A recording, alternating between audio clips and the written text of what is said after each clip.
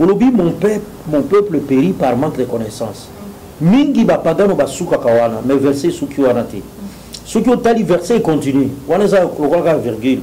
Olobi parce que tu ignores la loi de ton Dieu.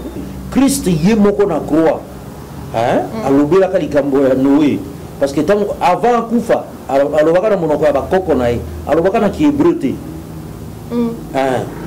Tango agangi lié la masabaktani izali hébreu. Parce que za talent nga ité mais na yembi alobi Zambe poso moindo e utande wapie Yesu mwana Nzambe yeko mondele déjà erreur makasi.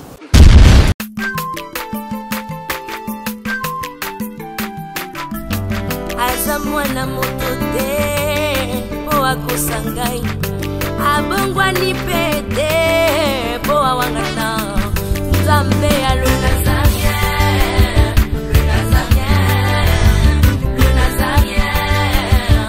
David Nzamba ayebana kitoko koma mukondima atako babakola ki mafuta na musakolima lelo ya yobolingo ebakelile Nazareth Pamboli oye mona na katempeni mama kantelobi Kola pie mapapu masopi mafuta Toko kesi ena elongo na Nzambe oyo babenga na makomi Jésus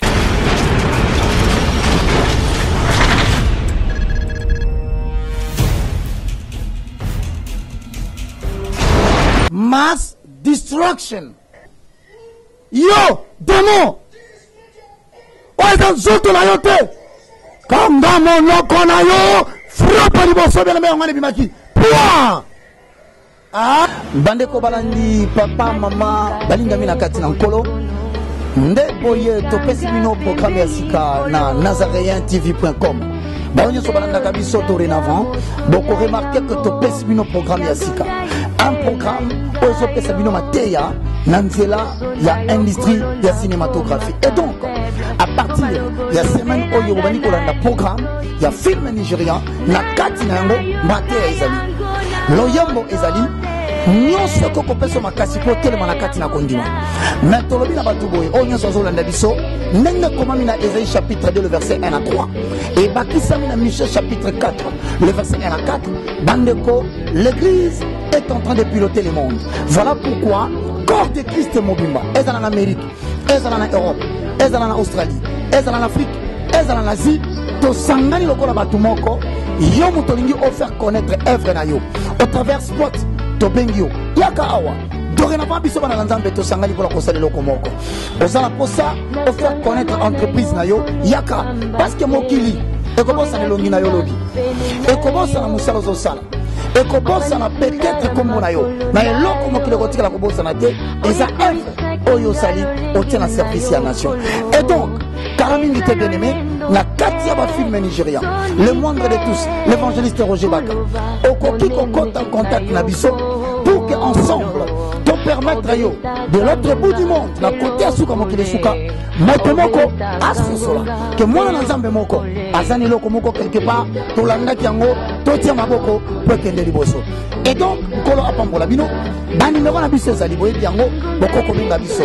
Voilà pourquoi na senga yo mutozana ndako ozana sport na yo pour la campagne, pour la conférence et surtout pour l'entreprise pour ça exister na poto oyo libanda baye biango te occasion pesa melio na Nazarene TV toyambio na ba numéro na biso.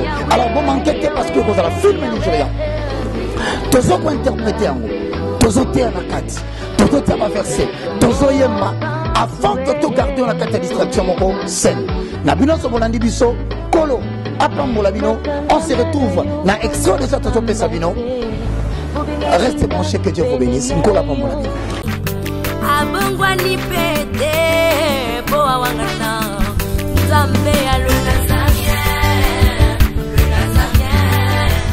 Très chers téléspectateurs, nous vous saluons dans le précieux nom de notre Seigneur Jésus-Christ.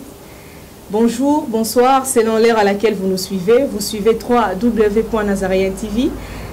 Vraiment, la joie, elle est tellement immense, elle est grandiose de savoir que vous êtes nombreux à nous suivre. Merci beaucoup pour votre fidélité. Je suis là aujourd'hui, la sœur Saren Njate, je suis présente aujourd'hui pour une nouvelle émission. J'espère qu'ensemble avec vous, vous allez découvrir de quoi allons-nous parler. Mais avant de présenter d'abord mon invité, j'espère que vous qui nous suivez, vous vous demandez, ben, elle n'est pas seule, elle est avec qui? Mais laissez-moi le temps de rentrer un peu à la régie. Je vais balancer un élément et puis lorsque nous allons revenir, je vais vous présenter mon invité et puis nous allons décoller ensemble. Suivez s'il vous plaît.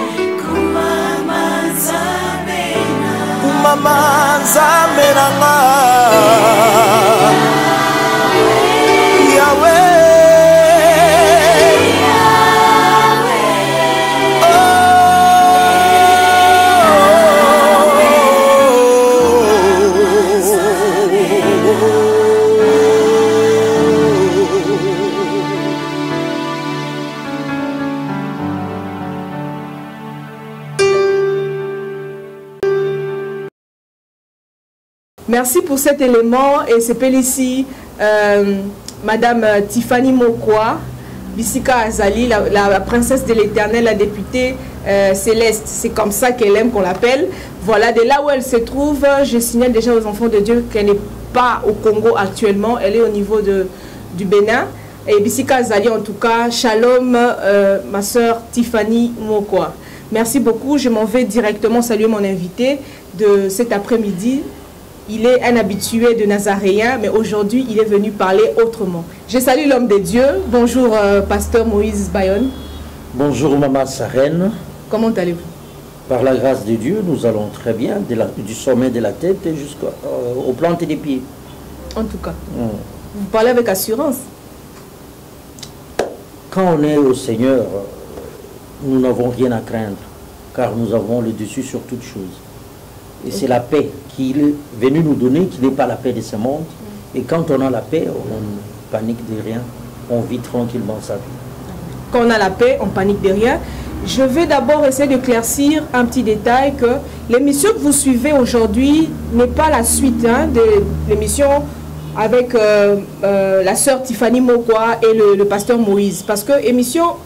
la sœur Tiffany Asalana, pasteur Moïse, c'est sauf qui peut. Sauf qui peut. Ne le suivez pas. Voilà, c'est vraiment un thème très profond, le temps de la fin. Donc ici, ce n'est pas une suite, mais aujourd'hui, nous allons parler d'autre chose. Le pasteur Moïse est venu pour ouvrir, parce que la Bible dit, mon peuple périt faute de connaissance. Aujourd'hui, il y a encore une autre porte de connaissance que l'homme de Dieu est venu partager avec le peuple de Dieu aujourd'hui. Donc voilà, et la suite de Sauf qui peut, vous l'aurez dès le retour de la sœur Tiffany Mokwa. Bon, avant qu'il y ait un côté vraiment na Oezali sujet peut terme nabiso ya mukolo lelo. Dites-nous, pasteur Moïse, ban lanzambe balingi vraiment baïeba, parce que nous connaissons tous qu'il existe 5 ministères. Et nous avons que ministère na ministère, nous sommes incarnés dans le ministère wana, basé na particularité na bango par rapport à message ba ko apporter, et puis le lengeni ni bazo ko apporter message. Qui êtes-vous, papa? Merci, ma soeur Seren. Il faut que que au bengi ministère, il y a une Bible zolo bazali les dons de Christ. Pour la émission le kaki na ebisaki awak tous en a 3 sortes de dons, tous en a dons de Christ, ou batunzamba pesa lokola makabo pour l'église pe oyo ezali don du Saint-Esprit pour na musala na ye pe oyo tozo benga ba dons spéciaux to ba dons de service pe ba benga kango des fois ba talent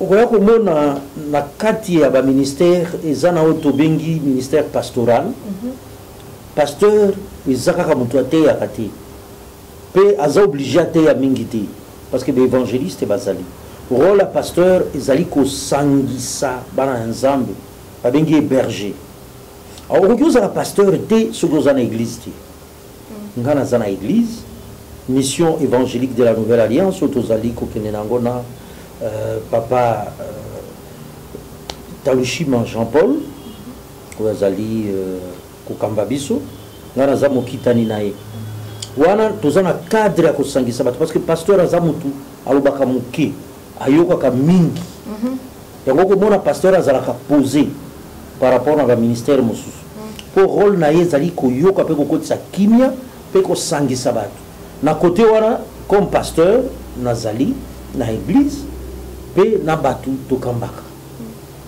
alors na oyo etali lisusu mosala ya nzambe totangisaka. Parce que na beti c'était, excusez pasteur, na beti c'était wana pourquoi? Parce que bana na nzambe balingi bayeba façon ya elobeli ya papa Moïse, façon olobelaka. Mingi ba comprendre raté. Siko il faut bana na nzambe lelo bayeba baza affaire na nani pour que même façon na bango ya comprendre message ezala autrement. Tozali o babengaka docteur. Mais au cours ministère il y a enseignement au tobenga docteur eza na bokeseni penzate na kokota na ministère prophétique ya kozala prophète hein prophète pas celui qui fait des révélations sur les paroles de connaissance parce que pour moi buluye kezala kawana ah mutunyo so kanisi ke pour azana ba parole de connaissance ba ni la révélation aza prophète te prophète ezali mutu aza ko ramener batu na liloba ya nzambe ya wana omoni soki tozoleka mingi tozo benda mayele ya batu na oyo etali makambo ya nzambe parce que ba erreur muke zokota na yoki otatoli verset bonko ya Osée olobi mon peuple périt par manque de connaissance mingi ba pagano basuka kawana mais verset suki wana te soki otali verset continue wana za lokola virgule olobi parce que tu ignores la loi de ton Dieu je vais te ravir les sacerdoces na kolongola yo bonganga nzambe pe na kobosa na bana na yo j'oublierai tes enfants engolo batango biso tozoya epai ya nzambe tozoya biso na bayo bakitani na biso bana na bakoko na biso lokolo moni ya Abraham balobi na biso na hébreu komona Abraham balobi tango Abraham aza kopesa dime pa Melkisedek Levi azaki na mokongo na ye pendant que Levi aza mwana ya Abraham directement. Donc c'est que tant que tu as kokota na maloba ya nzambe tozolinga kolongola moi ba flou mike wana komona parce que le diable se trouve dans les détails komona na détail ndenge na lobaki soki otordre kaka parole ya nzambe muke olongo comme na frontière libanda ya liloba okoti na terrain ya ennemi. La réponse sikoyo tozali quelque part wana totangisa docteur enseignant. Docteur ndé enseignant. Docteur ndé enseignant. Donc, le pasteur Moïse. Tobandi wana, tolingaka mingi biloko wana, ko benda mayele ya batu, kolongola bagoda ba erreur ya muke ndenge na lobak na ba émission mususu to salaka na la sœur Tiffany que je salue et pa ya zali nzamba batela et tozoti eta nyonso na mabondeli. Omona que toza ko lakisa biloko mingi à partir ya Noé. Tolobelaka mingi Noé parce que Christ yé moko na croix hein alobelaka likambo ya Noé parce que avant kufa alobaka na monoko ya bakoko na ye alobaka na kihébreu te hein tango agangi Eli lama sabachthani ezali hébreu te ezali araméen o langue tera azalaka koloba o ezali koko na ye tokokota na makambo wana o eza papa ya Abraham tokokota na makambo wana na yibi nanu papa Moïse maloba donc tokota papa na moboko ya sujet ya émission ya lelo vraiment il faut tokota poto zinda tozwa vraiment temps pasteur Moïse o expliquer bana na nzambe aujourd'hui Naza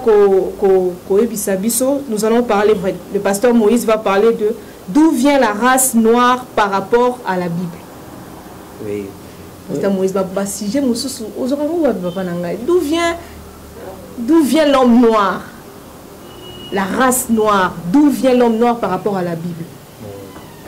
Wana izali pona ko zongi samayele parce que bato mingi tozolo la bénédiction, tozolo la l'étang de la fin, mais ça va biloko mike o tozolo la te o esengeli me mabana na nzambe na libunga te.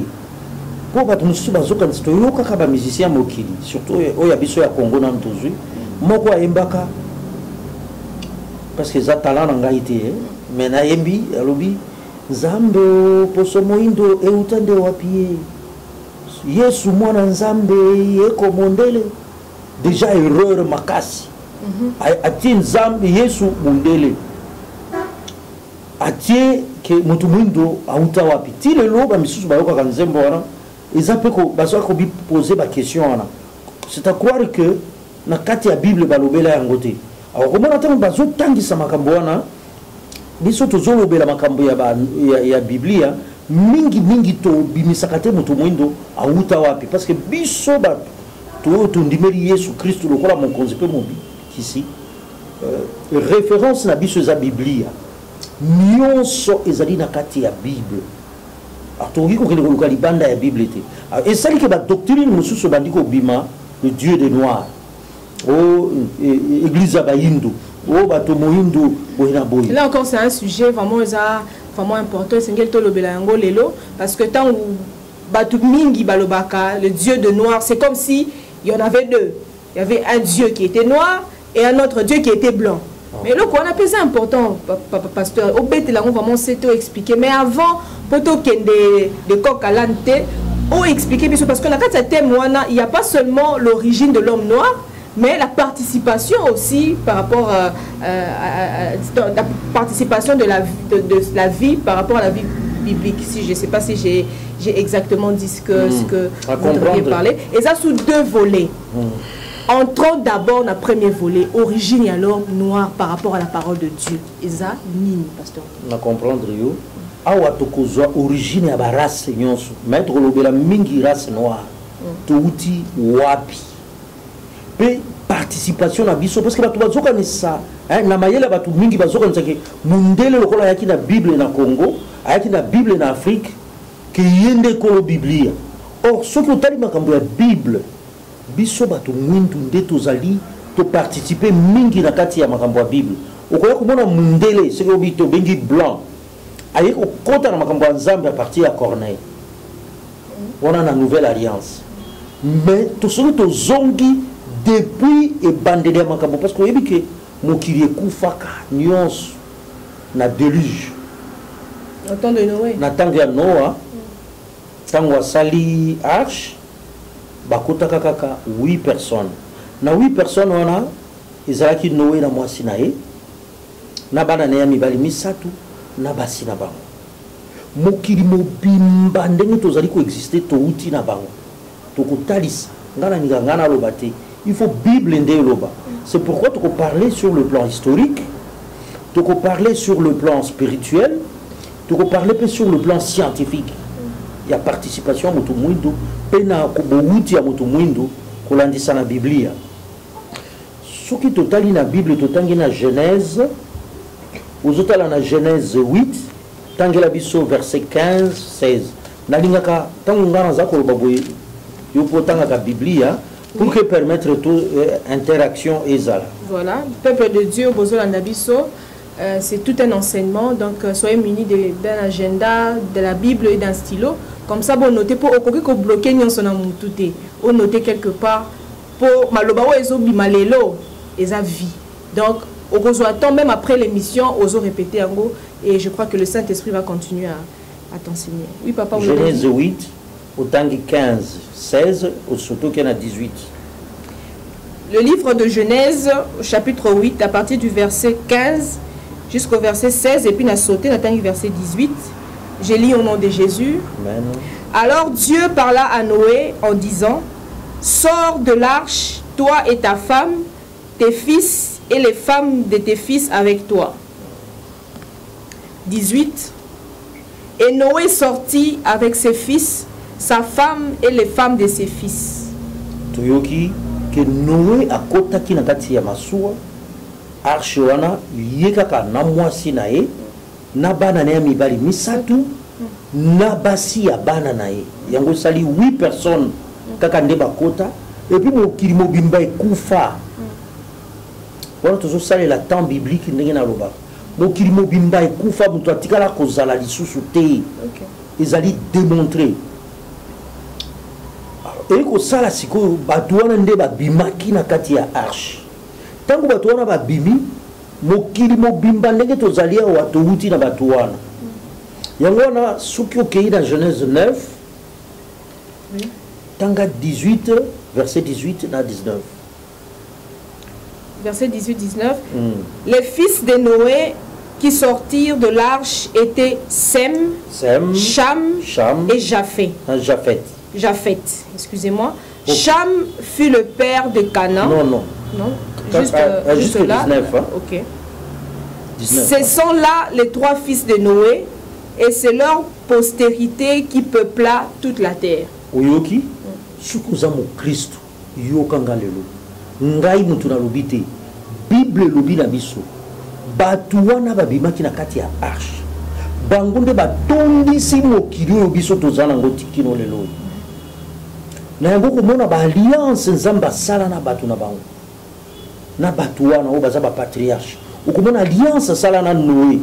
Babenga kango alliance universelle. Yango ndeza ko konza mokili kino tango tozali. Ezali alliance ya loi ya semaille na ya moisson.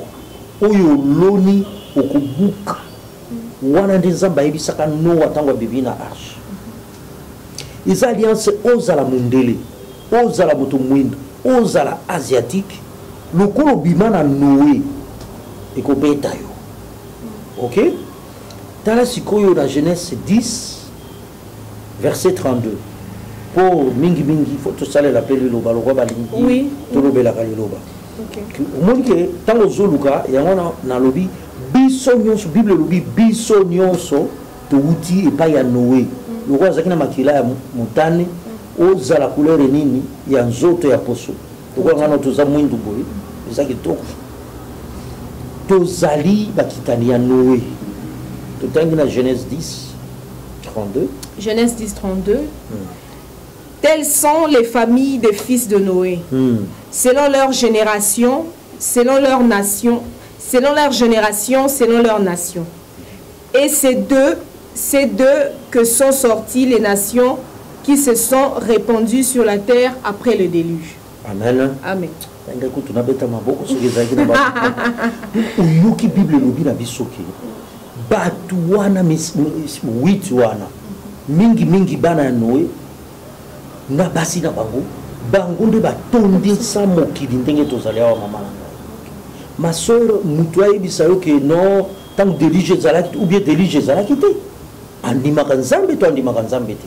Biso nyonso ozala mwindu ozala jaune ozala rouge ozala nani touti na nzambe ya Noé nzambe oyo ya Noé nde biso nyonso tozodépendre na ye yango wana komona Bible eza mpona tokota mingi na kote oyo ya banoir okoyoka David alobaki eloko moko soki totangi na psaume kolakisaka biso bato mwindu touti na nani wana peneza question aux la réponse na mwana moko boye tokokende malembe mais tanga nano eloko oyo David alobi na psaume 78 verset 51. Ok, psaume 78 verset 51. Verset 51. Ensemble avec vous qui nous suivez, on peut lire Il frappa tous les premiers-nés en Égypte, les prémices de la force sous les tentes de Cham. Il frappa tous les premiers-nés en Égypte, les prémices de la force sous les tentes de Cham. Donc, psaume yebisi bisoke. Tangu bango bazalaki na Israël, Nzambe abetaki bana ya liboso. parce que prémisse eza eloko ya yambo Yambo. abetaki bana ya liboso ya libota ya Cham, Ok, Cham, fils de Noé. fils de Noé. Ok. Ozoyoka na Égypte tokokota kuna après tokendi olobaki biso baafricain toza badescendant ya Cham, tokobona yango toza bana ya Cham parce que Cham azali mwana ya Noé mpo babotaki Sem, Japhet, Cham. Cham aza mwana ya suka atako tolobaka ke no mondele aza faible par rapport na biso aya tokokende komona ke Cham ye azali koko ya bato mwindu mpe ya baafricain na ndambi ya bato oyo bazalaki na moyen orient okoya komona Japhet tokomona ntango bakopambwama Japhet azali mwana azali koko ya bamindele les blancs okoya komona Sem azali koko ya baasiatique omona basémite balobaka basémite balobelaka kaka Sem yango wana ifo bato bacomprendre ke tozokota moke moke na ndenge ntanga nano psaume lisusu 105 verset 23 puis verset 27 105, verset 23. on a verset 27 Verset 23 et puis le verset 27. Alors Israël vint en Égypte et Jacob séjourna dans le pays de Cham. est-ce que ngande na lobia Jacob aye ko séjourner na Égypte. Égypte eza pays ya Il y a Cham. ini ko lobaki Afrique eza pays ya Il y a Cham. donc mwana ya Ya Noé Noé. nayebi te ta mosusu balobaka nga na alobaka compliqué eza ko bato bazocomprendre te soki okoki kolimbola mpe parce que souvent même ata ntango na te aka ntango napesaka baconférence sur certaines choses nazalaka na mutu aza kointerpréter ye nde andimbolaka kolimbola malamu malamu est-ce que yo comprendre eloko balobi wana kende na verset 27 Le verset 27. Ils accomplirent par son pouvoir des prodiges au milieu d'eux. Ils firent des miracles dans le pays de Cham. Ils firent, c'est les Dieu. C'est Dieu. Ok. donc nzambe abetaki liboso na ntango totangi na psaume 78 balobi ke bana ya Israël bana ya Égypte babetamaki bana ya yambo oyo baza baforce baprémisse parce que mwana nyonso abotamaka liboso aza mwana oyo papa na mama baza makasi ye nde azalaka prémisse ye nde mwana liboso omona bansema mosusu ye nde azalaka porte po beta liboso po kobeta mwana liboso alors ye nde azalaka mwana liboso bible totangi na yango wana balobi ke babeta bana ya liboso oyo baza makasi ya bana ya Cham ozomona sikoyo oyo touti kotanga balobi ke na Égypte pays de Cham et puis eyebisi biso ke Nzambe mpo na bana Israël abomaki baprémisse nyonso sali bana ya liboso nyonso ya ndako ya Cham.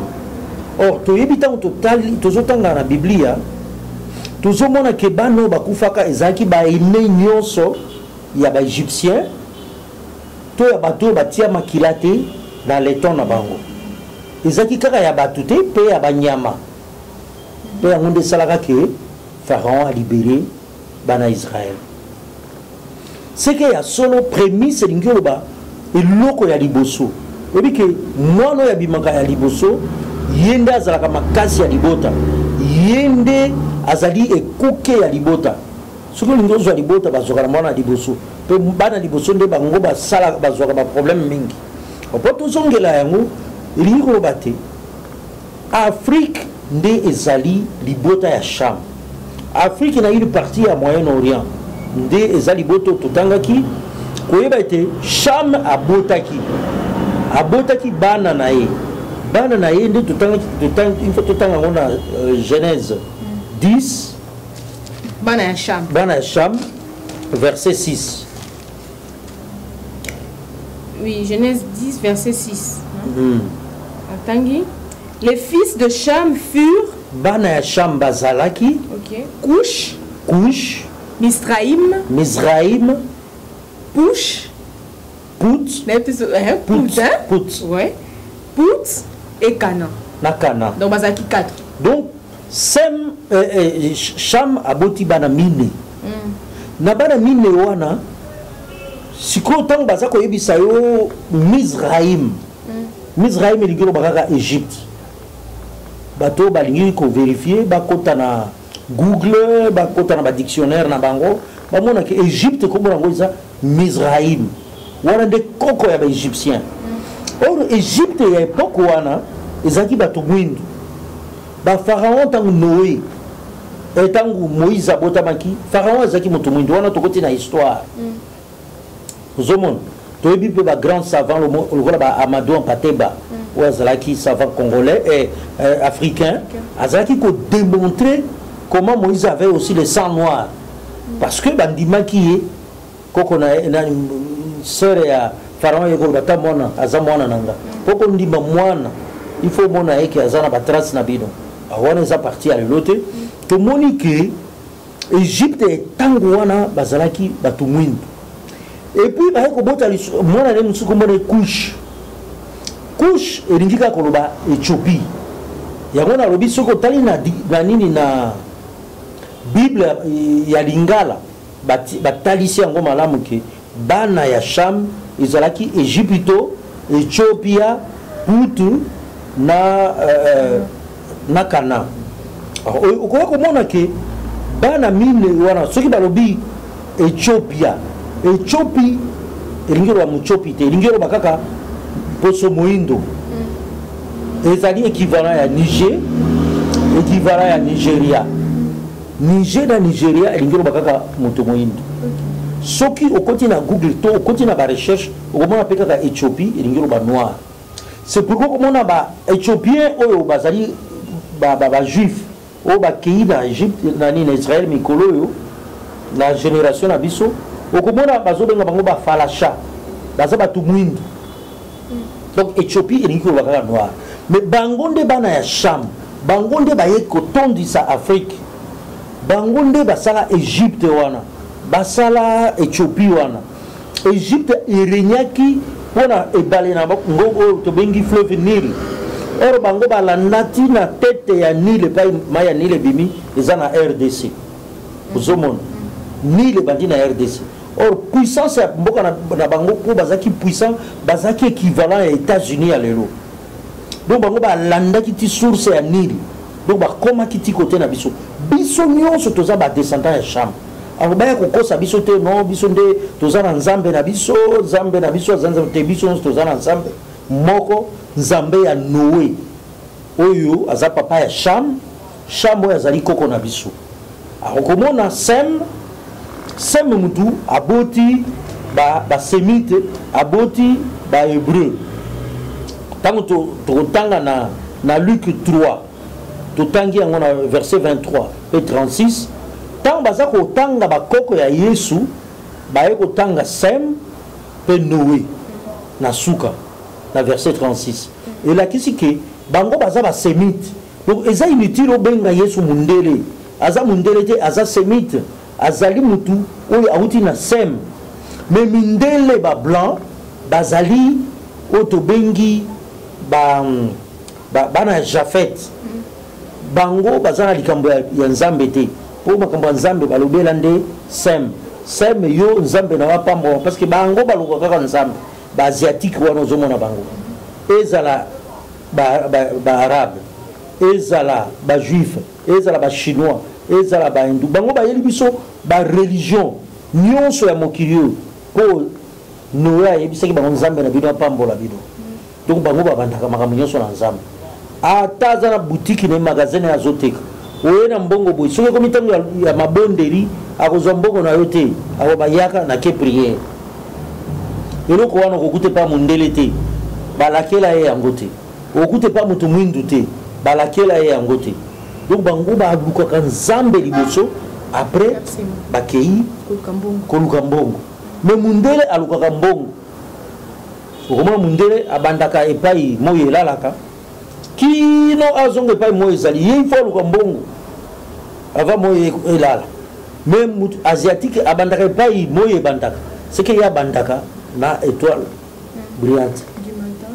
kino butu kokota ndaye koluka mbongo ozomona eza différent écriture na bango mpe ezolakisa ndenge wana baza na âme na bango ezali écriture chaque peuple eza na écriture seke eza na âme tolobaki awa ke na kati ya âme toza na sens misato toza na intelligence toza na volonté mpe toza na baémotion to sentiment alors soki boza na écriture seke boza na âme moko les noirs n'ont pas une même écriture ils n'ont pas une même âme pour que vous constituez âme moko nation il faut vous aller en écriture moko ozomona c'est ce qui fait que biso eza inutile bofinga yesu azali na ye mundele te azali mutu ya asiatique azali sémite pour que tozomona ke ndenge tolobaki ke il suffit kaka bachanger liloba moke tokoti na sorcellerie parce que la sorcellerie c'est ordre tant kaka bachanger moke olongo na liloba donc okomi na camp ya ennemi.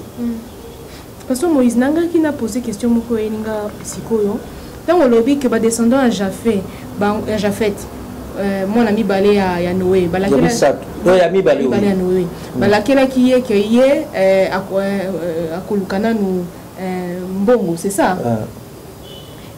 wana tout le monde n'a pas mindele ndenge bazalaka mais comment vous expliquez mon thème wana o mindele bazalaka yango ya ko sala bolamu ça veut dire ba œuvre caritative bazalaka ko tikela batu biloko bolamu wana est-ce que basala wana mon thème bonzambe te pour lobi basa ba bandaka soleil couchant qui nous na lever du soleil mais bolamu wana basala la rabatu est-ce que ce n'est pas le cœur de Dieu c'est pas bonzambe pour ça bon basala wana obandi ko kota na émission to salaka na mama Tiffany que dans ezaba to basala kaka na niveau ya amba ko bazaba humaniste. Or il faut qu'on ait un niveau esprit pour comment spirituel spirituel is autant la nzambe mais le reste de continuer en gros dans émission mais les lots ils ont calculé ça source ya biso bato mwindo po to yokaki musicien wana ndenge na lobaki ayembaki poso mwindo uta wapi to zomona pe bato baza ko pasola bible ba bieza ya mindele te mindele ba yela ki biso bible batikali na mosolo makambo ya mosolo etaliba ya bible etaliba ngoti omoni makambo ya bible etali bango te bango mosolo kaka ukotungisa ete na makambo ya nzambe mingi po makila na ye aza plus attentionné na kote ya ndenge no alobaki bango bakoluka kaka bozwi kokota bozwi epai ya sem kokota bozwi epai na biso wana totalaki na Genèse 9:25 biso toza na problème ya Canaan tokoexplike yango tant tokota na partie spirituelle parce que tozaka na partie historique et pas biso to uta po biso azolba no biso tozana nzambe na biso te Afrique tozana nzambe moko nzambe ya Noa yango tolobaki ete tozali ko pambwa ma fonction ya Abraham a fonction ya Sem po mokili mobimba il faut pambwa ma na nzambe ya Sem. Pasteur Moïse, est-ce que avant ndele aya na Bible bakoko na biso bazako bela nzambe na makambo bazako sala wana ezeka na nzambe kama moko ya Noé wana avant pena Bible kota na Afrique sikoyo ekomi likambo ya koyeba ekomi likambo ya koyeba ndenga na ibisaki awa na jujaka batu te na pesaka liloba muto mitala par rapport na liloba na ye parce que biso touti na nzambe ya Noé toyebi ke nzambe azalaki ba égyptien bayebaki ke nzambe azalaki mais bayaki ko créer ba nzambe na bango ozomona.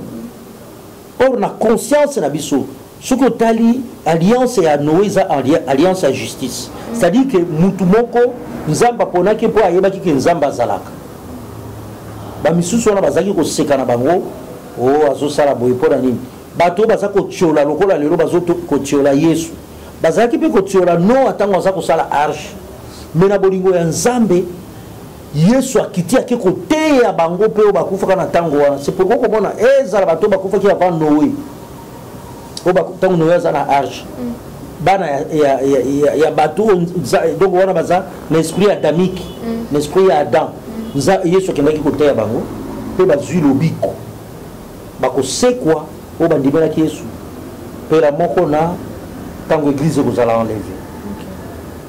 Voilà, merci beaucoup Pasteur Moïse. J'espère que ça tellement clair. Tozo qui est déjà rapidement à la fin. nako senga o pesa. Je n'aime pas trop dire mot de la fin. Pour tu reçois sous le temps ya kolobela lisusu encore et encore. Mais pour na mokolo ya lelo, pour l'émission ya lelo, est-ce que ni ko sa bana na Nzambe, qu'est-ce que les enfants de Dieu doivent retenir d'essentiel aujourd'hui? Na ko senga na bana Nzambe loko moko, merci ma sœur Sarem, que toyeba tondimela Yesu Kristo lokola mokonzi pe mobikisi. Po yende azali Nzambe oyo akoti na mokili oyo atonga. Parce que avant Yesu muto atikala komona Nzambe te. Parce que tant Nzambe azosala mokili azalaki na kati ya création na ete. Azalaki en dehors ya création na ye.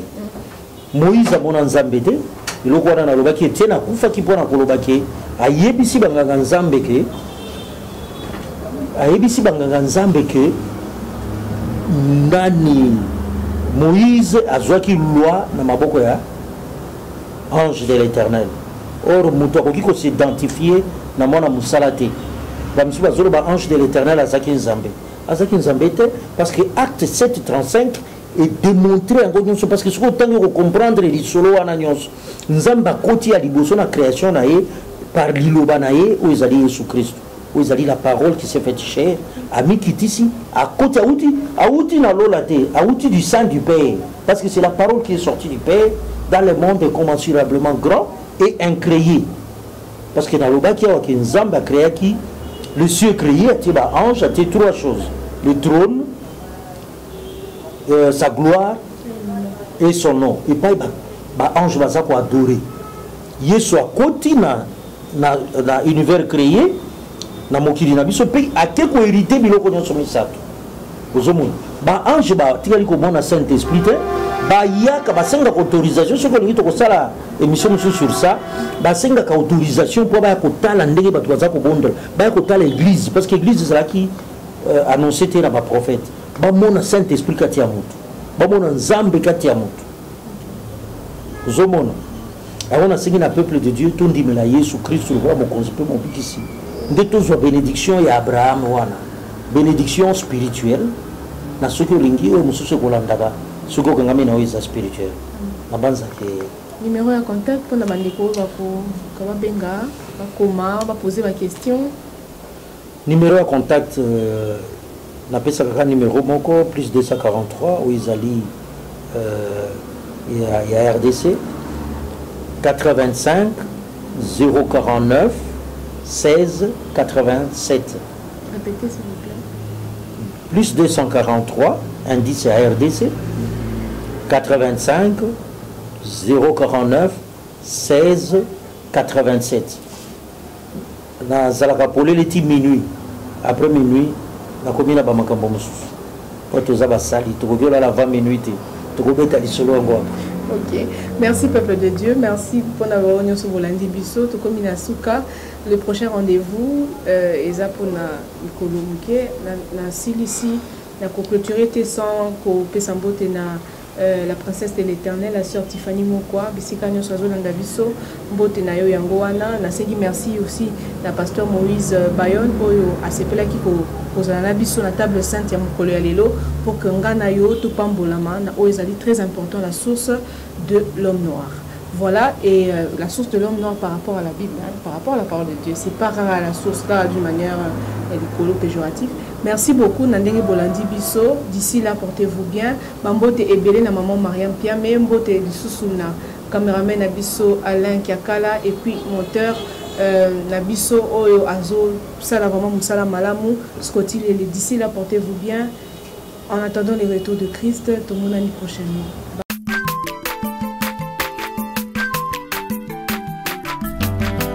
Mwana moto te po akosangai abongwa ni pete po awangana Nzambe ya le Nazarien